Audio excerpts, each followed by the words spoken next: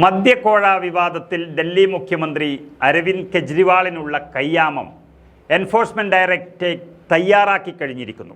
Aam Aadmi party പ്രവർത്തകർക്ക് പോലും ഇക്കാര്യത്തിൽ സംശയമൊന്നുമില്ല.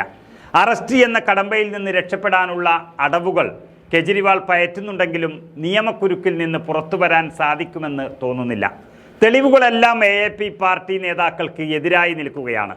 മാസങ്ങളായി അകത്ത് കിടക്കുന്ന മുൻ ഉപമുഖ്യമന്ത്രി മനീഷ് സിസോദിയയുടെ ജാമ്യാപേക്ഷ പല കുറി സുപ്രീം കോടതി തള്ളിയിരുന്നു.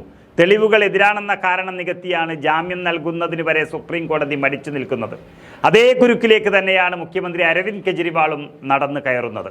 എന്തായാലും അറസ്റ്റിലാകാനുള്ള സാധ്യത മുന്നിൽ കണ്ട് രാജിവെക്കാതിരിക്കാനുള്ള വഴികളാണ് ഇപ്പോൾ AAP തേടുന്നത്. കഴിഞ്ഞ ദിവസം ചേർന്ന പാർട്ടി MLA-മാരുടെ യോഗത്തിൽ കേന്ദ്ര ഏജൻസിയെ അറസ്റ്റ് ചെയ്താലും ജയിലിൽ നിന്ന് സർക്കാരിനെ ഭരിക്കണമെന്നാണ് കെജ്രിവാളിനോട് MLA-മാർ ആവശ്യപ്പെട്ടത്. ആം ആദ്മിക്കും കെജ്രിവാളിനുമെതിരെ അതിക്രമങ്ങൾ നടക്കുന്നു എന്നാണ് ജനങ്ങൾ പറയുന്നത്. അതുകൊണ്ടാണ് ജയിലിൽ പോയാലും കെജ്രിവാൾ മുഖ്യമന്ത്രിയായി തുടരണമെന്ന് എല്ലാ MLA-മാരും ആവശ്യപ്പെട്ടതെന്നും ഡൽഹിയിലെ ജനങ്ങളാണ് കെജ്രിവാളിനെ മുഖ്യമന്ത്രിയാക്കിയതെന്നും ഡൽഹി മന്ത്രിയായ ആതിഷി വ്യക്തമാക്കുന്നു. ജയിലിൽ തന്നെ മന്ത്രിസഭാ യോഗം ചേരാനും കോടതിയുടെ അനുവാദം തേടുമെന്നും മന്ത്രി അറിയിക്കുന്നുണ്ട്. നവംബർ 2-നാണ് കേസിൽ ചോദ്യം ചെയ്യാനായി കെജ്രിവാളിനെ ED വിളിപ്പിച്ചത്. എന്നാൽ ചോദ്യം ചെയ്യലിന് ഹാജരാകാതിരുന്ന മുഖ്യമന്ത്രി ഉടൻ അറസ്റ്റ് ചെയ്തേക്കുമെന്ന് പ്രവചിക്കുകയും ചെയ്തിരുന്നു. നേരത്തെ കെജ്രിവാളിനെ CBI ചോദ്യം ചെയ്തതാണ്. AAP സർക്കാരിലെ ഉപമുഖ്യമന്ത്രിയായിരുന്ന മനീഷ് സിസോദിയ ഫെബ്രുവരിയിൽ അറസ്റ്റിലായതിനെ തുടർന്ന് ഉപമുഖ്യമന്ത്രി പദവി ഒഴിഞ്ഞിരുന്നു. 9 മാസമായി ഇപ്പോഴും മുൻ ഉപമുഖ്യമന്ത്രി അകത്ത് തന്നെയാണ്. അന്വേഷണ ഏജൻസികൾ താൽക്കാലിക തെളിവുകൾ സ്ഥാപിച്ചതിനാലാണ് ജാമ്യാപേക്ഷ സുപ്രീം കോടതി തള്ളിയത്.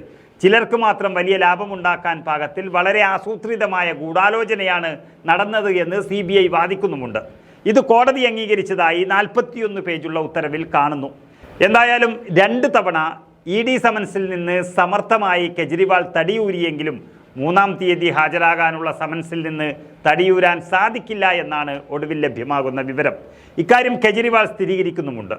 പൊതുനന്മയ്ക്ക് വേണ്ടി തിരഞ്ഞെടുത്ത വഴികൾക്കായി ജയിലിൽ പോകാനും തയ്യാറാണെന്ന് കെജ്രിവാൾ പറഞ്ഞത് ഇതിൻ്റെ തെളിവായി കാണാൻ സാധിക്കും. ജനങ്ങൾക്കിടയിൽ ജനപ്രീതിയും സ്വീകാര്യതയും നേടിയത് ജനകേന്ദ്രീകൃത ജോലി കേന്ദ്രീകൃത രാഷ്ട്രീയത്തിലൂടെയാണെന്നും അരവിന്ദ് കെജ്രിവാൾ പറഞ്ഞുകൊണ്ടേയിരിക്കുന്നു.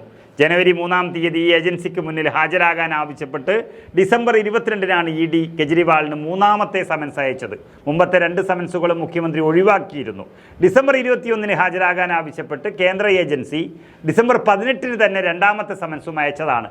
എന്നാൽ ഉദ്യോഗസ്ഥർക്ക് മുന്നിൽ ഹാജരാകേണ്ടതില്ല എന്ന് തീരുമാനിച്ച കെജ്രിവാൾ 10 ദിവസത്തെ വിഭാസന ധ്യാന ക്യാമ്പിലേക്കാണ് മുങ്ങിയത്. പരിപാടി നേരത്തെ നിശ്ചയിച്ചതാണെന്ന വാദമാണ് അന്ന് കെജ്രിവാൾ ഉയർത്തിയത്.